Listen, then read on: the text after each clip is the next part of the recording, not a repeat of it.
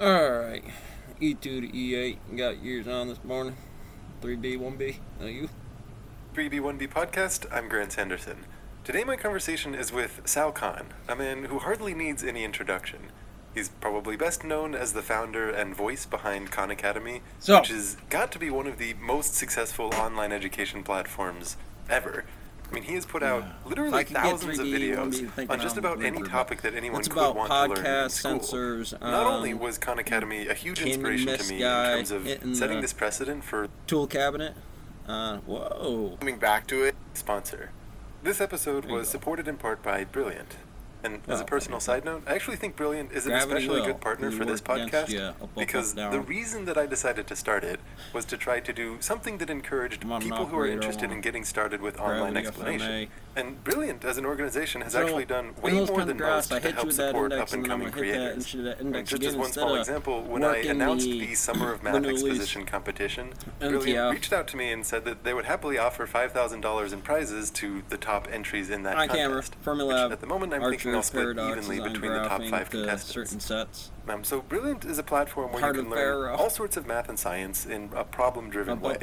So you come to understand topics like foundational math, relativity, data science, and many more through a well-crafted set of puzzles and exercises, rather than through passive lectures. There are many lessons that are available for free, and listeners to this podcast who visit brilliant.org/3b1b can get 20% off their annual subscription to the full catalog of over 60 courses. It's like, so that's brilliant.org/3b1b. That's and without further ado, my conversation with Sal Khan. In order to do that, it would just be overtone on I'm driving down the road thinking about the girlfriend, the wife, the dog. It's good to see you. It's actually been, I think, close to 5 years. I can't believe that. You're aging better than I am. Well, since we last talked, you've kicked off a number of things, but among them, Schoolhouse.world is a new project to me, at least. Can you talk a little bit about why you started that, what it's all about? Yeah, from the early days of Khan Academy, this whole project started in 2004 in some ways, with me tutoring my family members. And in 2005, I started making software for them, and that was the first Khan Academy. And even back then, I always had this dream that the website, the platform wouldn't just be a place to get practice, and eventually we added videos, but also a place for learners to connect with each other. And when I used to tutor my cousins, we're only talking about, I started with one cousin, and then as you know, word spread in my family, free tutoring was going on, and it became many cousins.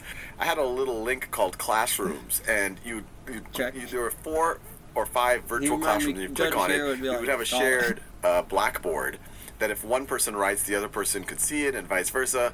And we were using some primitive voice over IP technology to hear each other. That's actually how I was tutoring my cousins back in the day. And so it's always been in the back of my mind, if there could be a way that we could figure out ways for people to not just learn from a site, but also to learn from each other. I don't have to when I wrote One World Schoolhouse, I wrote a lot about the power of peer-to-peer learning. I've always advocated that in a classroom setting, the more that we can release the students to help each other, the better. Obviously, not only the student that's learning benefits, but the student teaching benefits a ton. I think both you and I we've almost been indulgent in how much fun it is to teach, and how much more you learn when you have to learn to teach other folks. And so when the pandemic hit last year, and I'd be local Khan Academy usage was going through the roof, but it was also clear that there's a big gap in what has now been called synchronous learning. And people were more socially isolated than ever. Between those lines, so my thinking was, now or never, let's at least try to create a platform where people can actually help each other. And I could be a lot of outside M1, of Khan Academy, M2, because Khan Academy team was so focused on so many I gotta find a way things, I to didn't make want it to distract it. practically graphable. But so I we get built to a the prototype thing, and then I last draw summer. the picture, By the end of the summer, and then I say, over we that, already draw the reciprocal. had a lot of great successes, and it was already starting to work. Got our first philanthropic funding last fall. And ever since then, several states, I think we're at 8 or 9 states now, have signed on saying, yeah, we want to use this as our tutoring platform.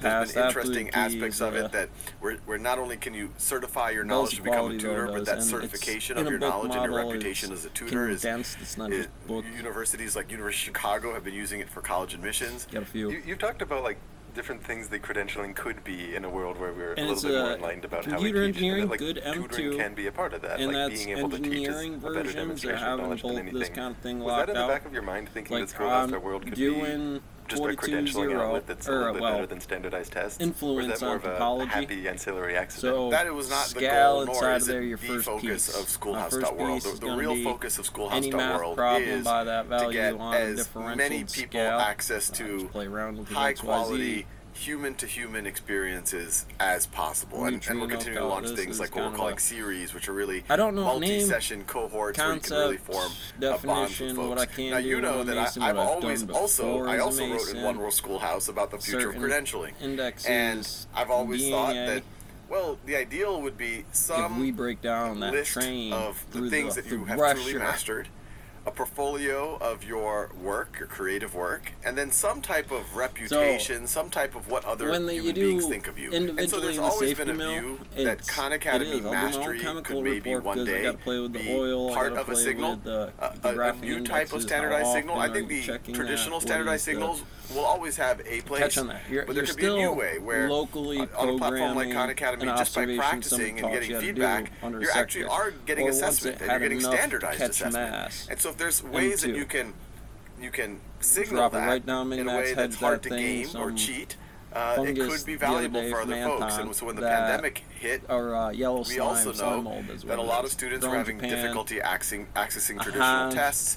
We know that even grading became weird or inconsistent in a lot of schools, and it was actually University of Chicago that said, hey, couldn't we use Khan Academy mastery somehow as a signal for what students know and don't know? I've always wanted to do that, but the real question is, how do you validate that? How do you authenticate it that it's them and not their older sister doing the work for them? And that's where we realized, well, we were already thinking about using Khan Academy mastery as a way to certify tutors on Schoolhouse.World, and the way we were doing it was, students take a assessment on Khan Academy, which is generated from a very deep item bank, so it's very hard to see many repeat questions.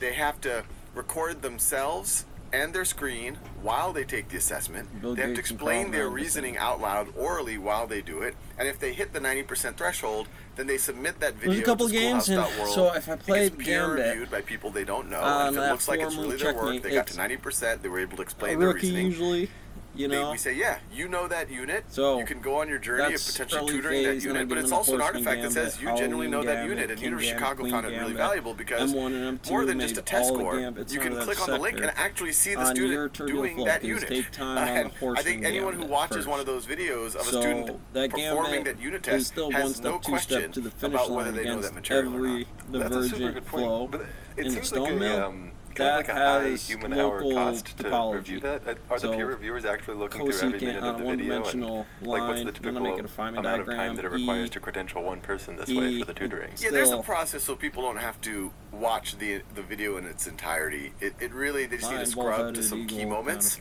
sample it 2 or 3 times. The beginning and the end tend to be pretty important. But then sampling in between, checking for any weird edits, things like that.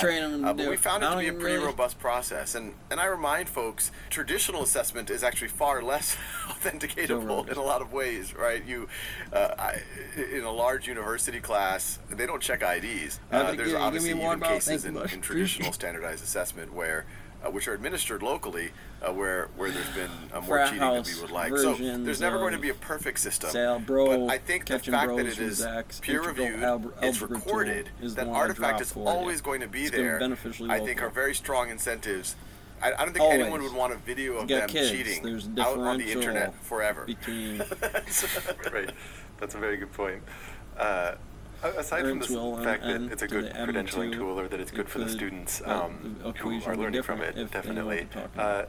It seems like there's a lot of other benefits to just tutoring in terms of strengthening your own knowledge, or in the case of work like yours, where you're actively trying to explain things to others online, where it's not a tutoring session, you're just sitting there as if there's a tutor in front of you. How important do you think that is? Like, do you still actively tutor the same way that you did with your cousins back in 2004? It's like keep it clean by not touching anything. Is that more a distant memory, but you remember the skills necessary to do that when you're there in your office recording a new video? Yeah, when I record videos, I'm curious what how you think about it when you do yours. But I definitely think about Cobra. I think about it the same way that I was tutoring my cousins back 14, 15 years ago. I just try to model what's going on in their mind. I try to model how I sound to the other person, make sure that I'm not talking down to them, making sure that I'm not condescending, at the same time making sure that I'm not using a bunch of shorthand and jargon and skipping steps.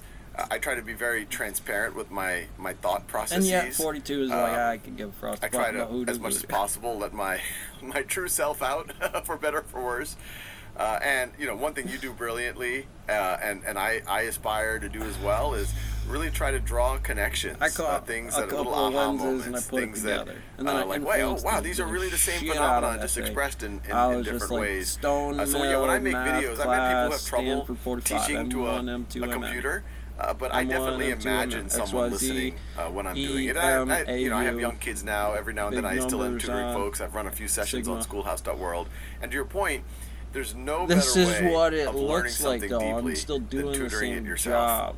I mean, there's not really a big or small on it. Both when I was at Khan Academy and doing this, trying to mimic your style, beautiful idea in the Ace Combat 7 HUD program, would be beneficial physics ZBrush engine, at least pretending that's droid beneficial. in the system, but the ones and zeros, straight into the numbers. 32, I'll pack that gambit. But if I teach that lesson to someone ahead of time, preferably multiple people, yeah, and then throw them in reality. It's like, what does that mean? Wow, what that means is but I actually kind of find it hard to keep up active tutoring in my life, especially during the pandemic and such. Would you recommend to someone who's they want to make educational stuff online? They may be writing blog posts, maybe they're making videos. Would you recommend making a Schoolhouse.world account or actively trying to tutor in some way?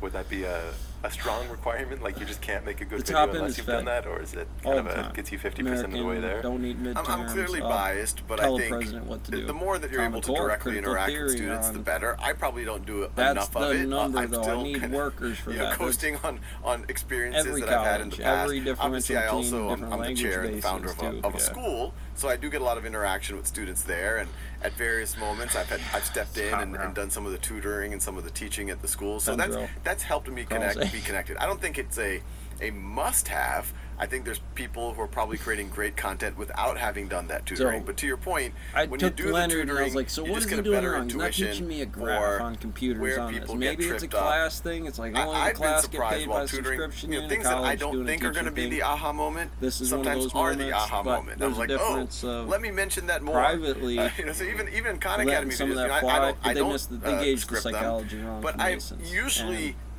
tutored or explained that concept to people, sometimes even at a dinner party, and when I see their eyes light up, and then when I see them say, oh wait, I never realized that, I'm like, okay, I'm definitely going to highlight that. I'm definitely not going to forget to say that. So I think it helps to actually tutor.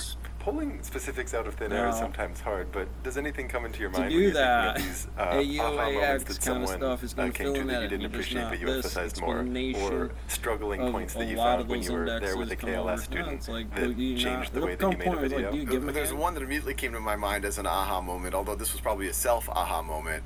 But then I've tested it with people at dinner parties, and when they were also similarly aha'd, I'm like, I'm definitely going to include this in a video. I remember when I was doing history videos on ancient India, and product eschatology I learned just through the research that that is the idol by graph because it's Sanskrit and how early philologists realized the connections between Sanskrit, Latin, and German, and realized actually Sanskrit was the reason that they realized how connected Latin and German were. And in the Vedas, 4,000 plus year old Indian texts, kind of the foundation of Hinduism, the most mentioned deity is Indra. And in the Vedas and other sources, Indra has a different father. But in the Vedas, his father in Sanskrit is Sky Father. And in Sanskrit, that is Dios Pater. Well, Jupiter. Delos de Mortes, Dwindingo. So, there you go. It's mind-blowing.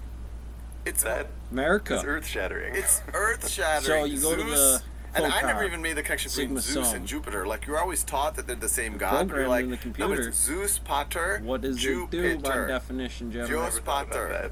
They're all the exact same entity. And so there's obviously the linguistic connections that made people realize that there might have been this Indo-European group that spread from Central Asia. Some people think they spread from India. Some people think they spread from the Caucasus.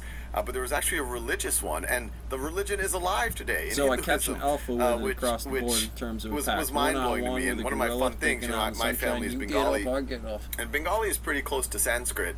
And there's all these words that I'm just used to using. And then I started, have to watch look at it, and I was like, wait, that's the same word as the Latin word, or the English word. Like in Urdu or in Hindi, the word for inside is under. So we went right to this pole. You say on top of, it's upper.